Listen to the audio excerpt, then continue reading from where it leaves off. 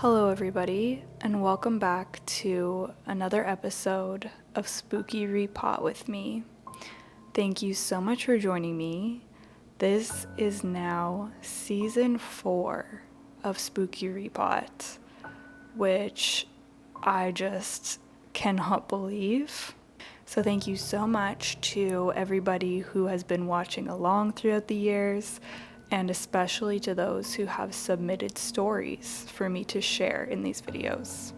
If you're new to Spooky Repot, this is a series where we pot a plant into a creepy, spooky, or Halloween-themed planter. These videos give me an opportunity to get a little bit creative and to further enjoy this lovely season. I will show you the planter that we're going to be making today. It is this one right here. I made this from a doll that I thrifted. It's a creepy doll head planter, currently housing one of my Hoyas. I will have the step-by-step instructions on how I created this down below in the description box if you are interested, as I won't be explaining what I'm doing throughout the video. I'm quite happy with how it came out.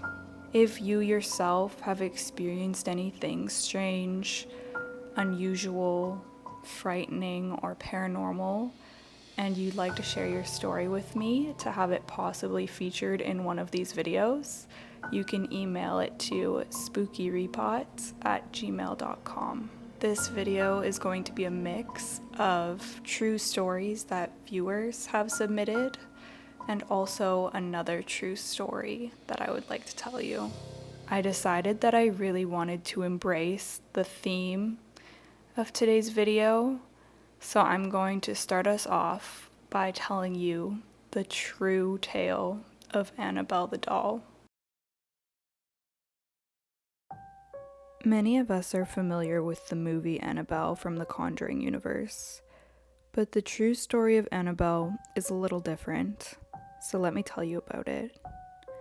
It takes place in the 1970s, when a woman purchased a vintage Raggedy Ann doll as a gift for her 28-year-old daughter, Donna. Donna thanked her mother for the gift and brought the doll home.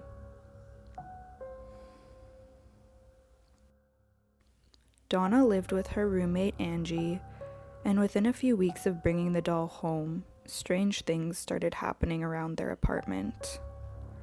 The doll seemed to change positions on its own, subtly at first. A leg crossed when it had been straight before, that sort of thing. As time went on, the doll seemed to move around completely. It would be in the bedroom when Donna headed out for the day, and she would return to the doll being in the living room, sitting on the couch. Donna then started to find notes containing messages for her around the apartment. This was strange, yes. But what was even more bizarre is that the notes were written on parchment paper, which Donna did not own. They also seemed to be written in children's handwriting.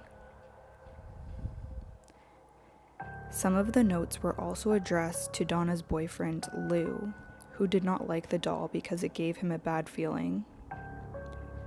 Donna was confused and growing concerned, so she decided to seek out some answers about this doll and these strange occurrences. She ended up contacting a psychic medium who informed her that the doll was housing the human spirit of a 7-year-old girl called Annabelle. Annabelle had previously lived where Donna's apartment was built and was happy that she could continue to be there through the doll. Donna felt uneasy about this, but ended up keeping Annabelle as she took pity on the lost spirit of the young girl.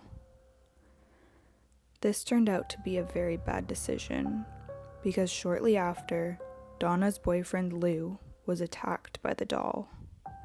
He had several red claw marks down his body, which mysteriously disappeared a couple of days later.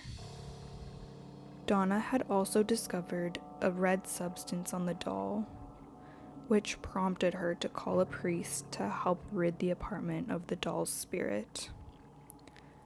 The priest contacted his higher-ups, who in turn contacted Ed and Lorraine Warren, who were well-known paranormal investigators. The Warrens believed the doll was inhabited by a demonic presence, not a human spirit, and they believed it was preparing to claim a human host. In an attempt to rid the doll of the evil spirit and restore Donna's apartment to peace, an exorcism was performed. Donna also insisted the doll was taken away, which I think was a very wise choice. The Warrens took the doll home with them and suffered many car troubles on the journey, including the vehicle stalling and the brakes and power steering failing, which led them to believe that the spirit was still residing in the doll. In the following weeks of having the doll in their possession, they found that it would appear in different rooms of their home. At one point, they had a priest visiting their home, and he picked up the doll and said, "You can't hurt anyone, Annabelle. You're just a rag doll," which Lorraine Warren sensed was a mistake. She begged the priest to call her when he arrived home because she knew what the doll was capable of. The priest called later and informed her that he was involved in a serious collision and his car was destroyed, but he was, thankfully, unharmed. Events such as this would occur over the years, and Annabelle was thought to be responsible for several deaths. This prompted the Warrens to have a custom case built for Annabelle, to prevent her from moving around and to prevent people from touching and interacting with her. Annabelle currently resides within her glass box in the Warrens Occult Museum, which is now closed to the public.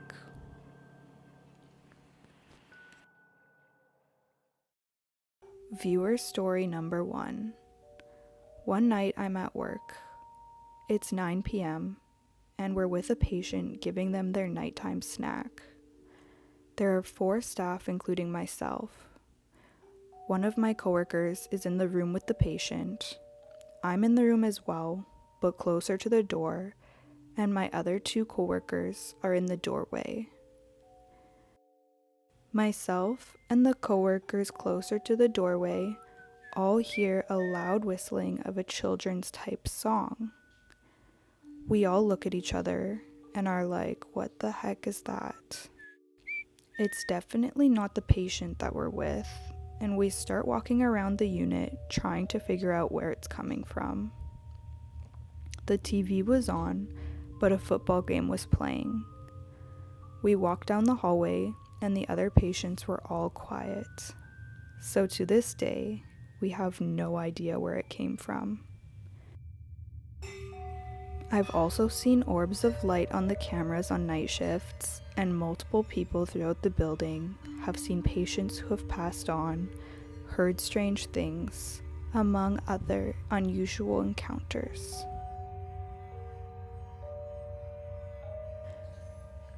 Viewer story number 2. This story takes place when I was about 16 years old. I was an assistant for an acting teacher, and we were in a local theater.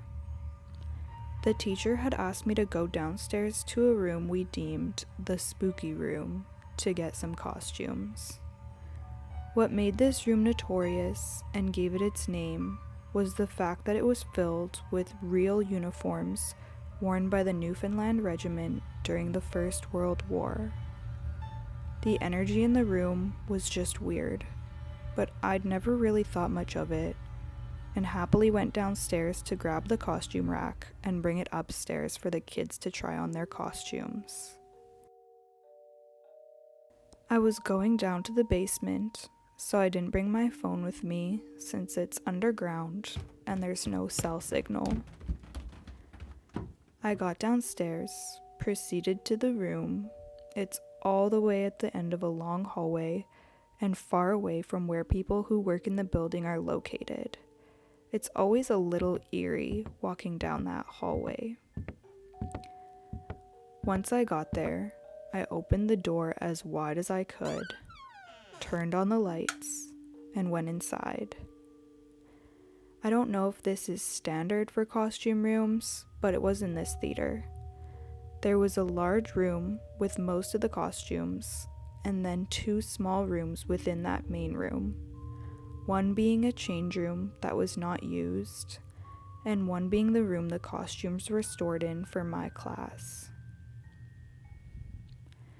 I grabbed the costumes and quickly checked to make sure that we had everything we needed and went to leave. As I was going to leave, the door I had opened previously slammed shut. I was in a basement, like I mentioned, so there was no wind and I was the only person down there. I freaked out and went to go try to open it, and as I did, the lights shut off, leaving me in a pitch black room, a room that already made me uncomfortable, with no phone. I tried the door, but it was locked from the outside, and I had the only key. I was trapped. I've always been afraid of the dark, but didn't want to freak out. I told myself once the class was over, if I hadn't returned, my teacher would come find me, which would only be about 20 minutes. I walked into the dressing room because that's the only room with a light switch I can find in the dark. As I turn and look in the mirror, a man is stood behind me. He looks at me through the mirror and mouths, "Run." He was about 6 feet tall, young, rather attractive, and dressed in military garb. I turned around, and he was gone. The lights turned back on, and the door blew open, and I heard a whisper in my ear that said, "Now." I didn't think twice. I grabbed the garment rack and left. I never ever went back into that room, and I think about the man all the time. I never forgot his face. A few years ago, I was looking through archives for a reference, and you'll never believe who I found. The mystery man, as one of the Newfoundlanders who was believed to have died at Beaumont Hamel.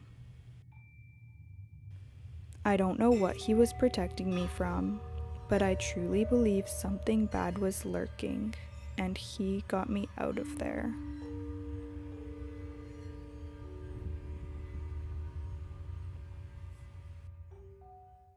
Viewer story number 3. This happened to my father. He's a cab driver and was driving one night on the highway. He had got to run a ways out of town, so he was on his way back in. My dad doesn't like to listen to music while he's driving at night to avoid getting distracted. He was getting tired and wasn't paying attention to the road when suddenly his radio turned on and started channel surfing.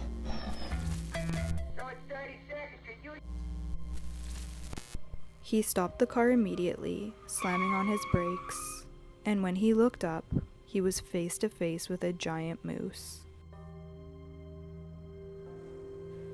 If he had kept driving, he would have hit it, and moose accidents are almost always fatal.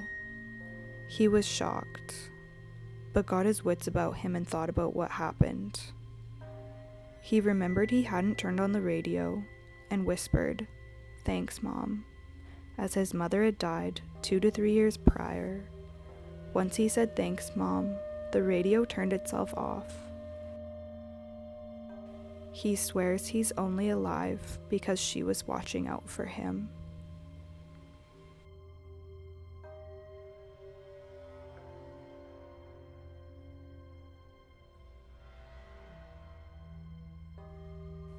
Viewer story number 4. My story takes place in the Philippines when I was around 10 years old. At the time, I lived at my grandparents' house. Some spooky things had happened here and there, but nothing too drastic. For context, the living room is in the front of the house, and you're able to see the rest of the house from that area. One morning, I was in the living room with my grandmother folding laundry, and we heard the door to the bedroom open very loudly. And out came my uncle, who had just woken up, and walked over to the kitchen.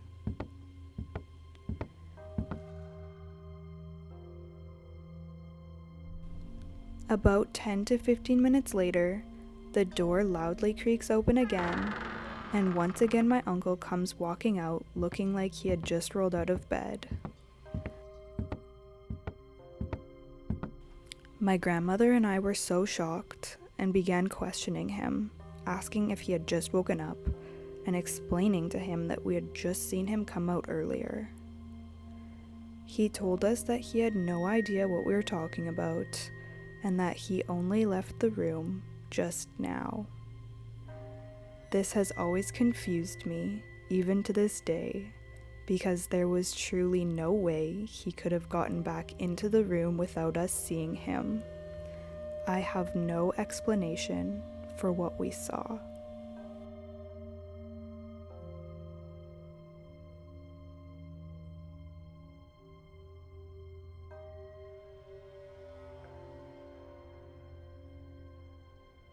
Thank you so much for joining me in the creation of this creepy doll planter.